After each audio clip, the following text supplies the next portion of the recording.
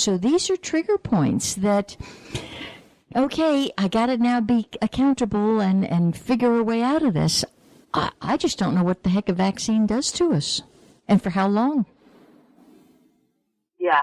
Okay. So it was very helpful for me to keep going. Elaine, your teaching is, you've got to remember, per existence, everything is perfect. So those that have to die, those that can't get pregnant, those that have to be chronically sick, I've got to remind myself, it is all perfect as it is. Now, that being said, I come up with the counterpoint. When do we stand up and address it? Because maybe I should move along. Maybe I should. Perhaps the relationship has served its purpose. You know, I have zero patience for the little one-liner, till death do us part. Oh, my God, I think that's the biggest fallacy I think that's the biggest hoax that religions have perpetrated on human beings. Because I'd like to know their definition of death. Is it that you have to die?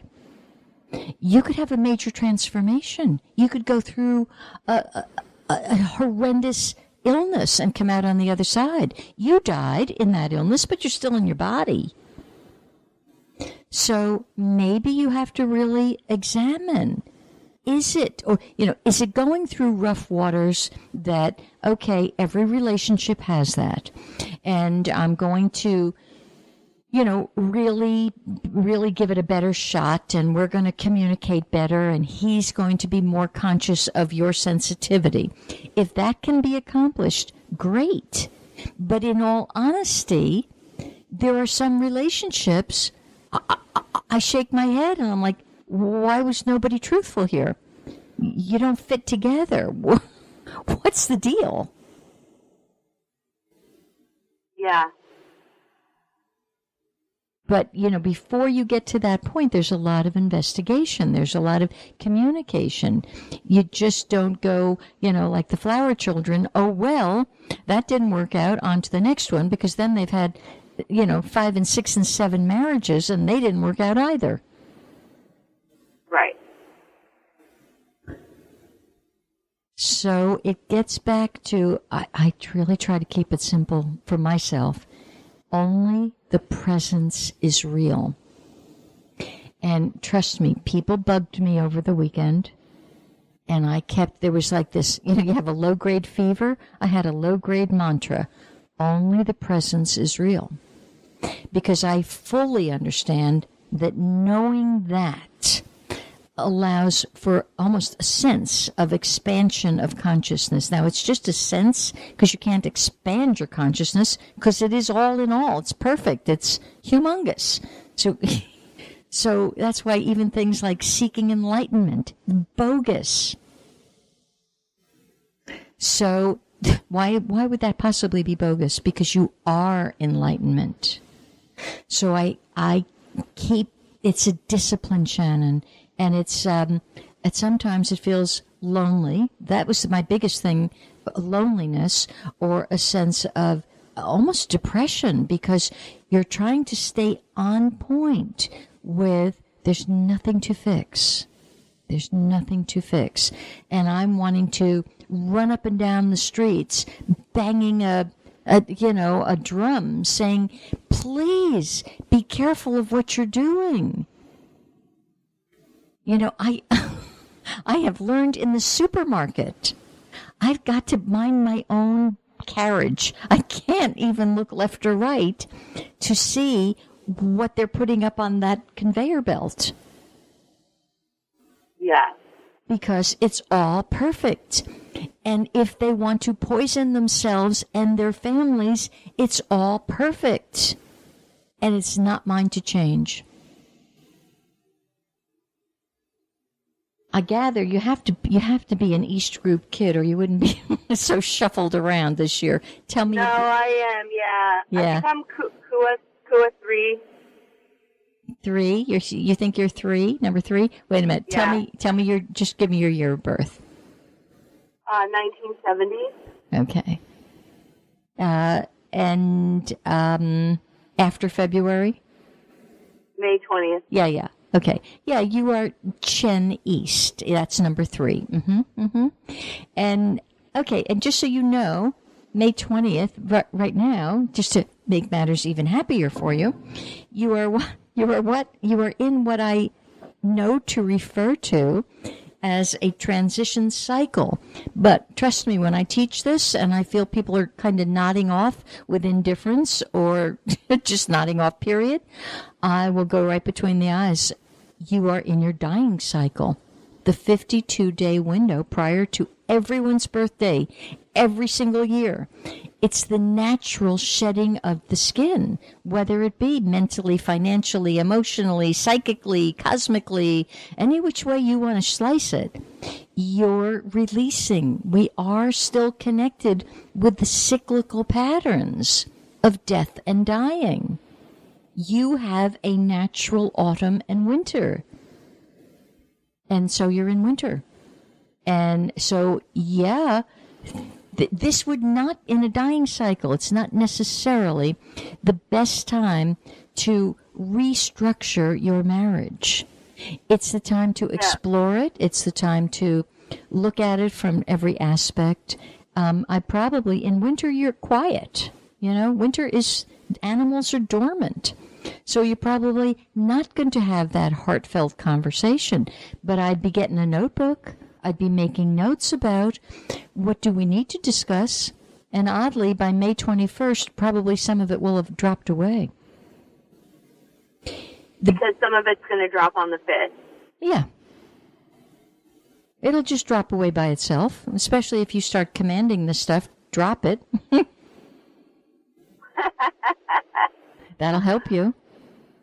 Yeah, it's just a lot of psychic pain, a lot of journaling, a lot of meditating, and I can't get rid of it. Then it shouldn't be gotten rid of. The stuff is serving you. I can relate to that, Shannon, because I would tell you for the past several days, that word psychic pain or that psychic suffering, I was experiencing it. But once it's finished with you in its own natural cycle, it's like the lights go on and you have a stronger voice and a better vision and a greater clarity. So I wouldn't be anxious to get rid of it. I'd allow it to be. I'd be very thankful for it. Yeah, I'm trying. I just want to know when it's over. Well, there's a better chance that it can begin to lift around your birthday, okay? That's the better chance of it lifting.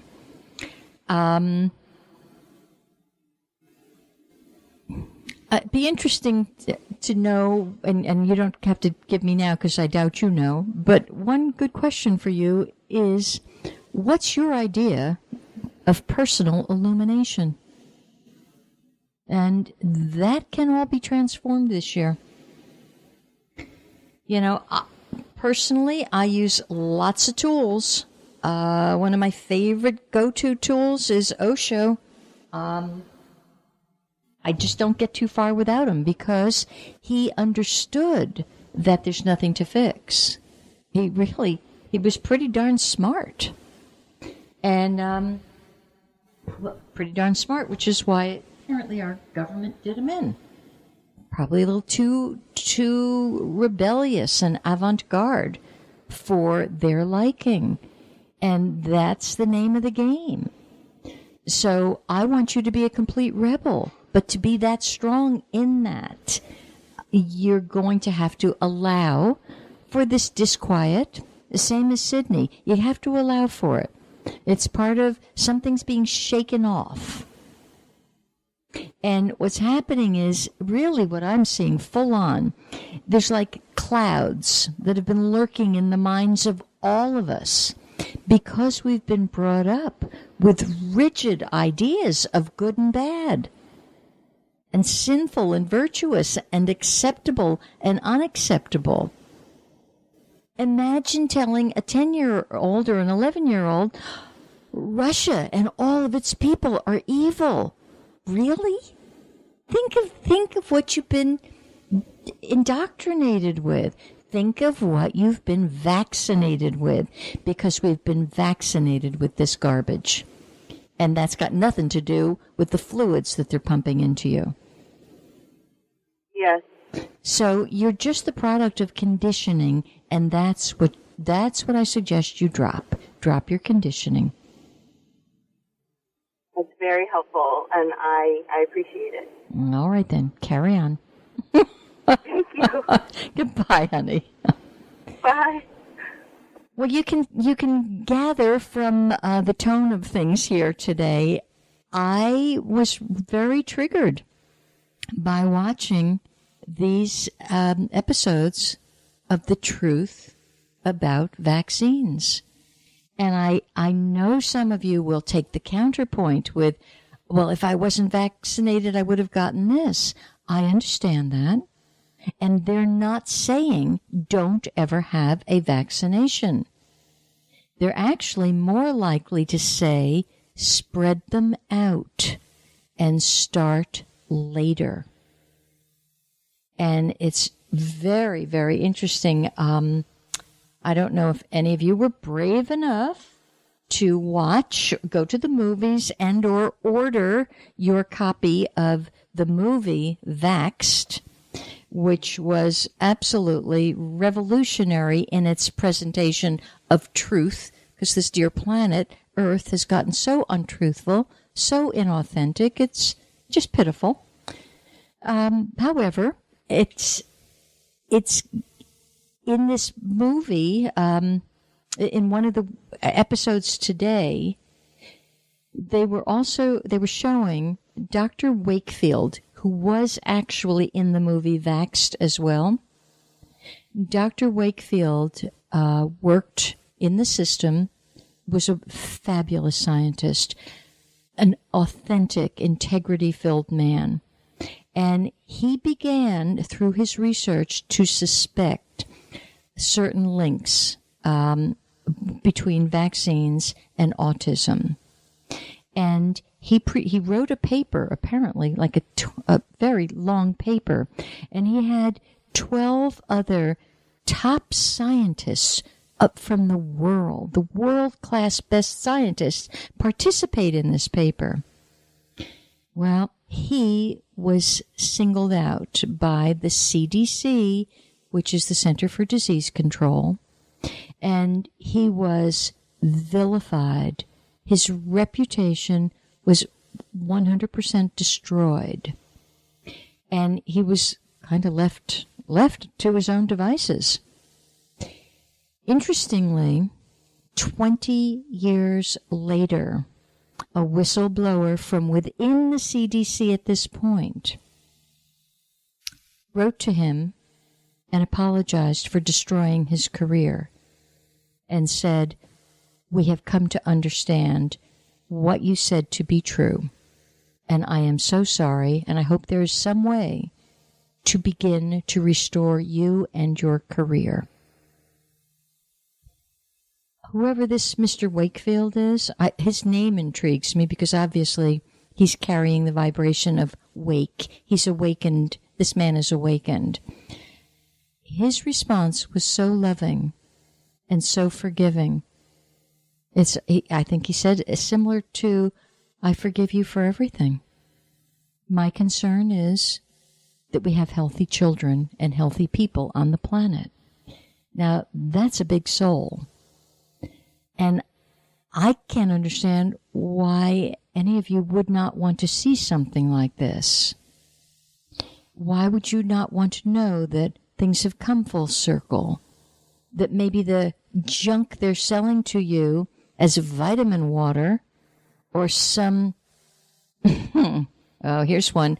I remember when my dad became very sick, and the system put him on something. It was called Ensure. I asked my very humble country doctor at the time. Since his passing, I tell you, it's one of the biggest losses in my life. He kind of raised an eyebrow. He said, "Elaine, don't ever touch that stuff. It's pure junk." So there are people that know. But even that dear doctor, his own business began to suffer because he simply told the truth. So I'm not sure